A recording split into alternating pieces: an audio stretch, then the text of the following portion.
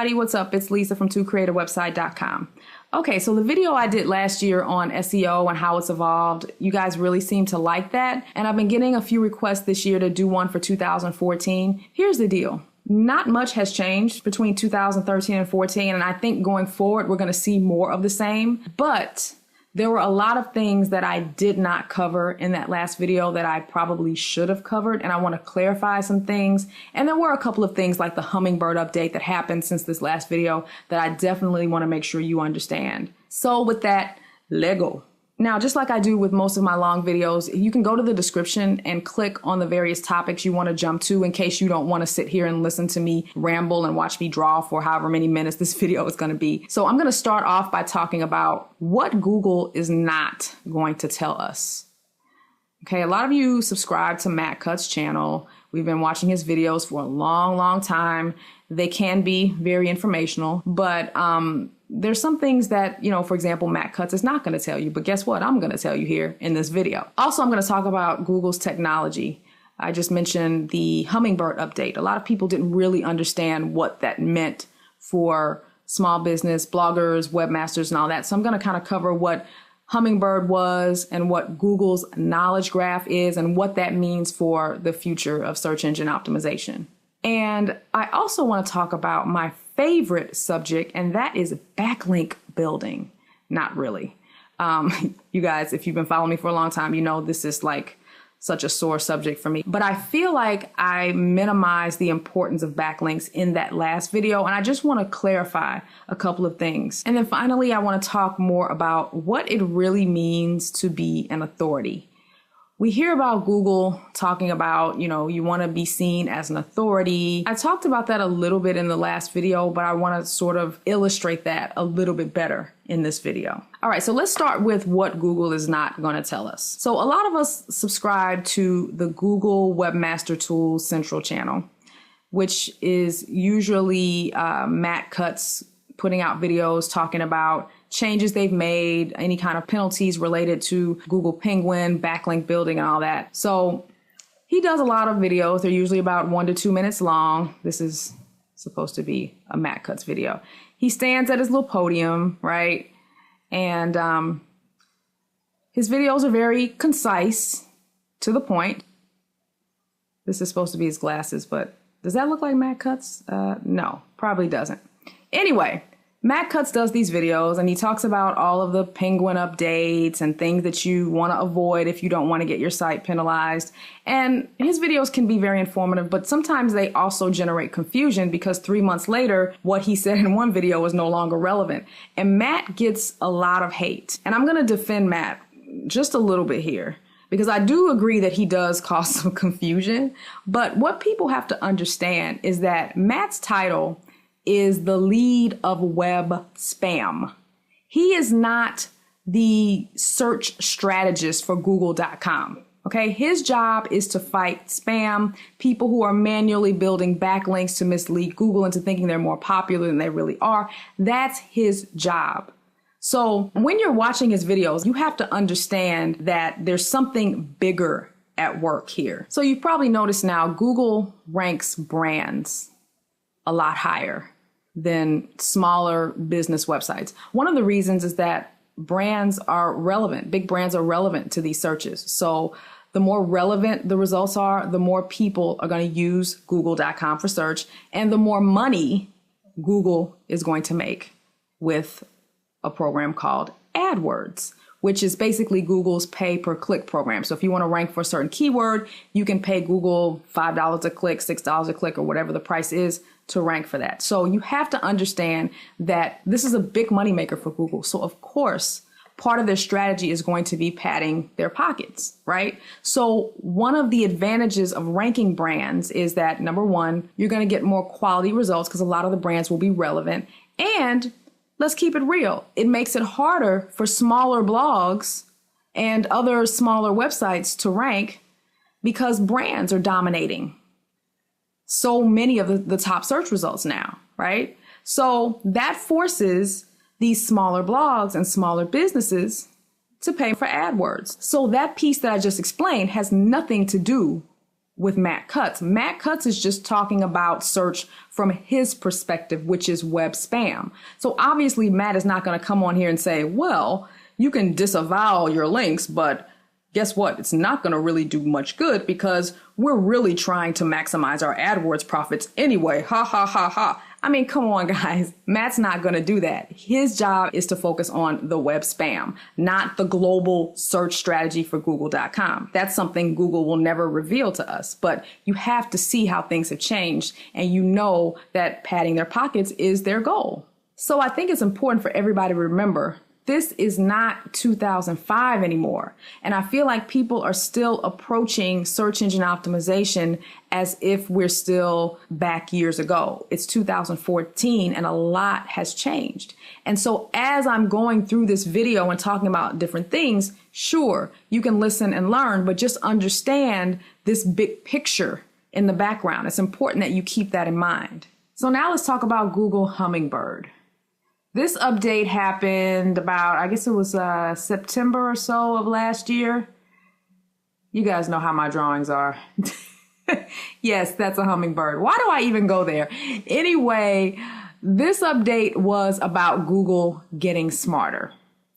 Google now handles longer tail, more conversational queries much better than they have in the past. A lot of people thought that Hummingbird was about penalizing sites. It wasn't about that at all. It was more about them and less about us and how they're better at, understanding what you mean when you do certain queries. So here's an example. We now surf the web a lot differently than we did 10 years ago. Before, we might type in Chicago restaurants. Now, because people are using their mobile devices to do voice search, you might say something more conversational like, show me the best restaurants in Chicago. As a result, Google is going to show you the best rated by stars, right? So this is one example of Google being able to handle more conversational, long tail type queries. But also, even if you type in Chicago restaurants, just without all of that other fluff, you're still going to get the ratings. And this, again, about Google getting smarter. Because here's the deal. If you're searching for restaurants, don't you want to see the ones that are top rated? Don't you want to read the reviews? So again, that's Google interpreting the kind of results that you want to see based on your queries. So Hummingbird was about Google getting smarter. So what does this mean for us, the bloggers, the webmasters? It could mean two things. You either went up for certain queries or you went down for certain queries. It just depends on how this update impacted the keywords that you were ranking for. So, for example, if you used to rank really well for Chicago restaurants because you had a web page that listed some restaurants and you had some reviews, you may not get as much traffic because people are now clicking on these top rated restaurants because they're showing up before the organic results. This is an example of how Hummingbird may have hurt your website, but some people got a boost with Hummingbird as well. It just really depends on the queries you're getting found for. Now let's talk about the knowledge graph. This is not anything new, but it's continually impacting search. Google's knowledge graph started, I don't know, it's been maybe 5 or 6 years now, but they're basically building their own database of information across various topics. So I'll give you guys an example. You might search for how old is J-Lo? And right away, Google consults their knowledge base and pulls up not only her age, but you can even just see the year she was born, her birth date and everything.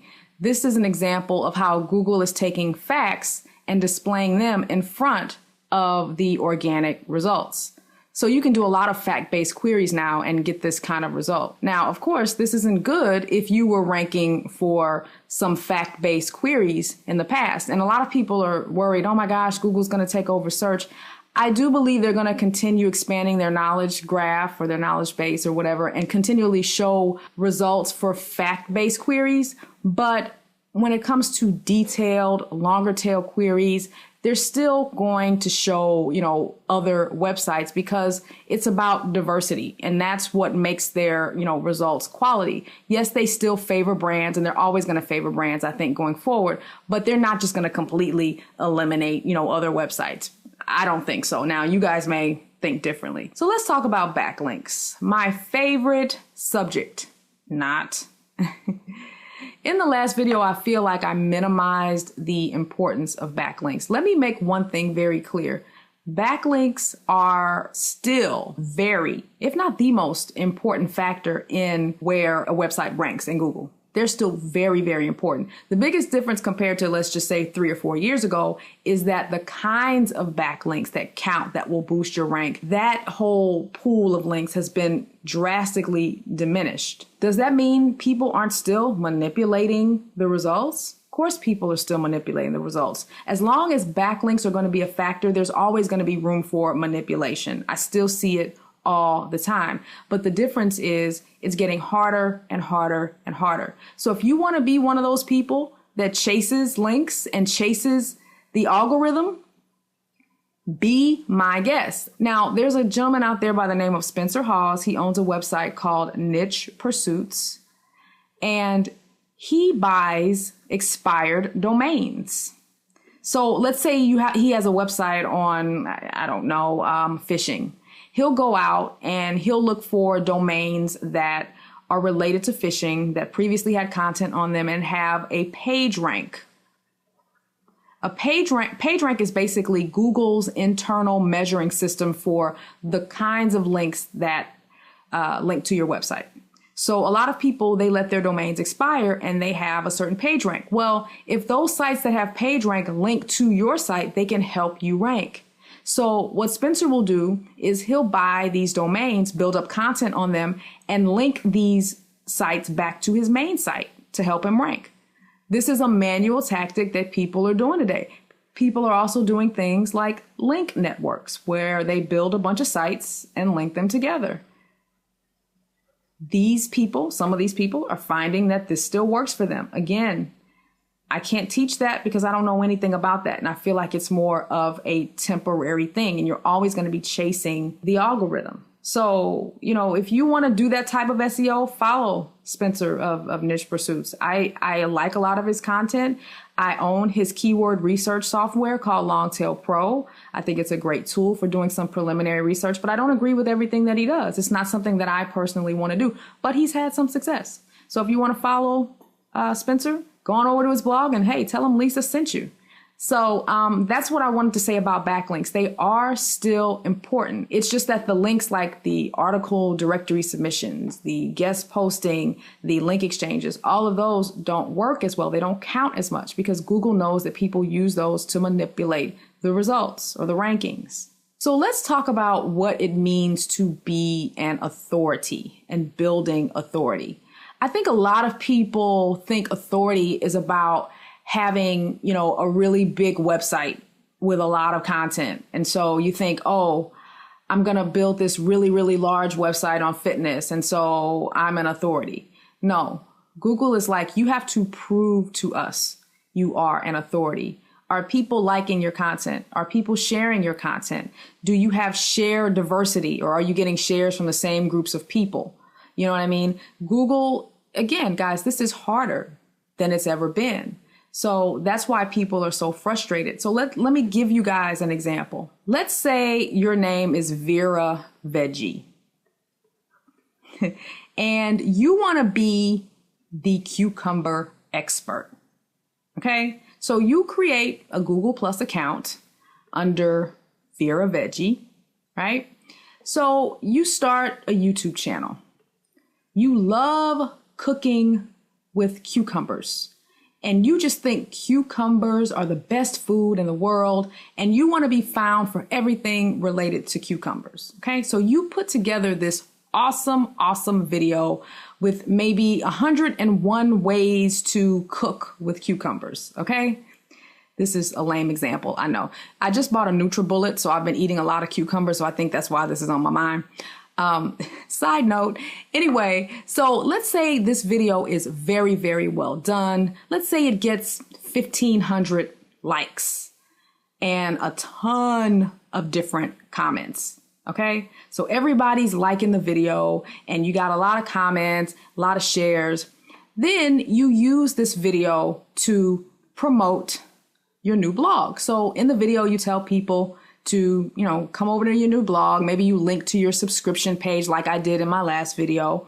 And so you start writing content on cucumbers. And so the people who have found you on YouTube are now reading your blog and they're liking your content, they're commenting, they're sharing it. Suddenly your blog starts to get popular. So now Google is saying, okay, Vera's got these YouTube videos with a lot of shares, a lot of likes. She now has a blog, same topic, lots of popular content. We're going to start ranking Vera for more cucumber related keywords.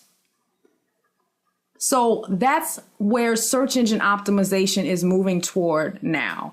It's not so much about manipulation and focusing on keywords. Like if I want to rank for cucumber salad, I'm going to write a bunch of content with cucumber salad in the title and write cucumber salad, cucumber salad, cucumber salad in my content all day.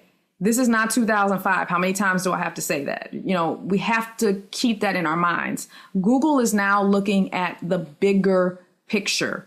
How popular are you everywhere? How much of an authority are you in a given topic? And guess what, guys? That's harder.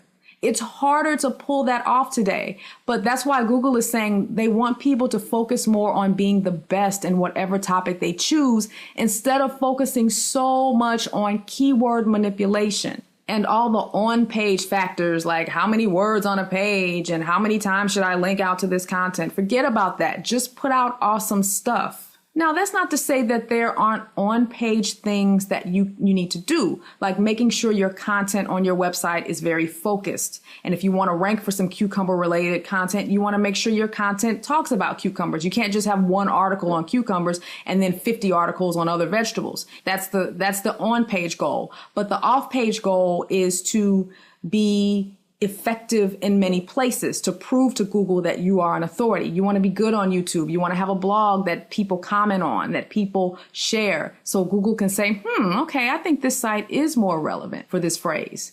Is it harder to pull that off today, guys? Absolutely it is. So I think the biggest difference today, and I've said this on my blog, is that you have to have some kind of strategy before you get started. You can't just come out here and just write some content and expect to get thousands and thousands of visitors just from your content. And of course, I sound like a broken record, but you can't rely on Google. You just cannot.